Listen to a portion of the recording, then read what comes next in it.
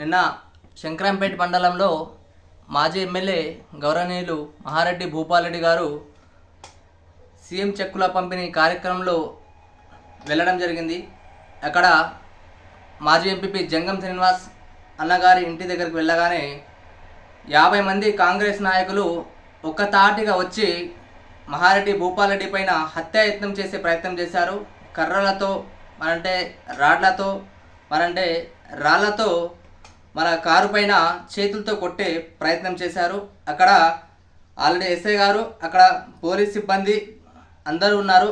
వాళ్ళ సమక్షంలో పడినే ఈ దాడి జరిగింది. కాబట్టి ఈరోజు కాంగ్రెస్ నాయకులు అనుకుంటున్నారు, మీకు చేతనైతే ఏదైతే 6 హామీలు ఇచ్చారో, ఏదైతే హామీలు అమలు చేయండి. దాంట్లో నిర్లక్ష్యం చేస్తూ ఈరోజు ఎక్కడెక్కడ దాడులకు ప్రయత్నం చేస్తూ ఉన్నారు. ఈ దాడులు అనేది సరికాదు.